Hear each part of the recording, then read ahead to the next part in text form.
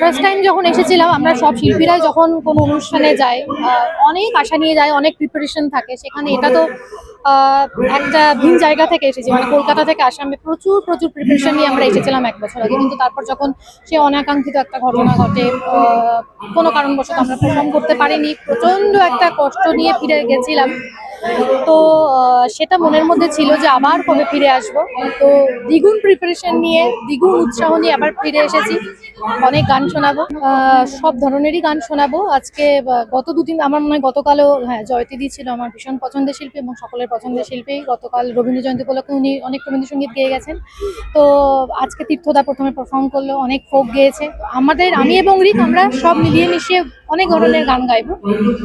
আর সবকিছুই আছে, অনেক সারপ্রাইজ আছে। দেখা যাক, আস্তে আস্তে গাইবো, সকলের ভালো লাগবে আশা। পরিকল্পনা আগেও ছিল, সব সময় ছিল। কারণ জুবিনদা যখন ছিলেন মানে উনি তো এখনো অবশ্যই আছেন, ওনার গানের মাধ্যমে আছেন। কিন্তু যেটা হয় যে উনি যখন জীবিত ছিলেন, লিভিং অবস্থায় ছিলেন, সেই সময়ও ওনার যা যা সৃষ্টি আছে সেই গান সবসময় আমরা আমাদের লিস্টে একটা দুটো রাখার চেষ্টা করতাম। সেক্ষেত্রে এখন যখন উনি শারীরিকভাবে আমাদের মাঝে নেই, তখন তো আমরা আরো চেষ্টা করি যে ওনার যে গান, এবং এত সুন্দর সুন্দর গান, সেগুলো নিয়ে তো কিছু বলারই নেই। তো তার মধ্যে আমাদের মনে হয় যে আমরা হয়তো 5-6টা জুবিনদার গানই করি, কিন্তু যা হয় যে সবসময় হয়তো করা সম্ভব হয় না। কিন্তু আজকে অবশ্যই জুবিনদার জন্য, জুবিনদাকে ট্রিবিউট জানিয়ে আমার এবং রিক দুজনেরই ঝুলিতে জুবিনদার গান রয়েছে, গাইবো অবশ্যই। একদম একদম শোনাচ্ছি। যে গানটি শোনাবো আশা করি সকলের ভালো লাগবে। আমি গাওয়ার চেষ্টা করছি, অ্যাসামিজ তো খুব ভালো জানি না, কিন্তু প্রিপারেশন নিয়েছি, আশা করছি সকলের ভালো লাগবে। হ্যাঁ, একদম একদম প্রচুর গান উনি, মানে আমাদের বাংলা সিনেমায় উনি প্রচুর গান গেয়েছেন।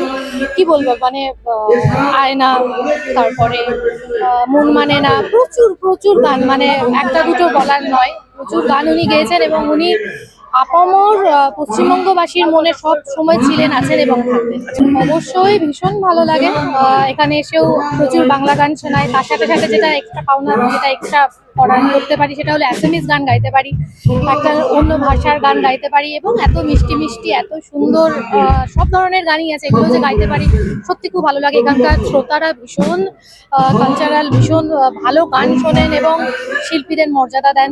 এই যে আমরা এসেছি, আগের বছরও যখন এসেছিলাম, এই যে ক্যামেরার ওপরে যারা আছে, যারা ম্যানেজমেন্টে আছে, তারা সকলে অনেক আতিথেয়তা আমাদের করেছে, অনেক ভালোবাসা দিয়েছে। তো ইচ্ছে তো আছেই, যদি সেরকম সুযোগ আসে অবশ্যই আবার গাইতে চাইবো, কারণ আমরা শিল্পী, আমরা তো চাই গাইতে অবশ্যই।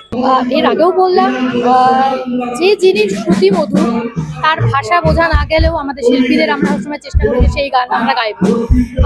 তো এর আগেও যেটা বললাম যে জুবিনদা যখন জীবিত অবস্থায় ছিলেন, তখনও কিন্তু আমাদের লিস্টে মায়াবিনী বা ইয়ালি বা আয়না, এই ধরনের গান আমাদের লিস্টে কিন্তু সবসময়ই থাকতো। যে গানটা সবচেয়ে পপুলার সেটাই গাই। মায়াবিনী রাতের বুকুর দেখা পালো তোমার ছবি, ধরা দিলা গোপনে আহি হিয়ার কোনো,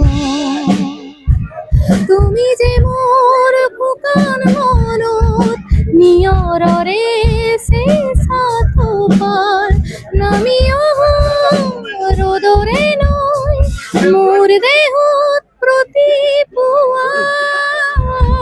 ছোট করে গাইলাম।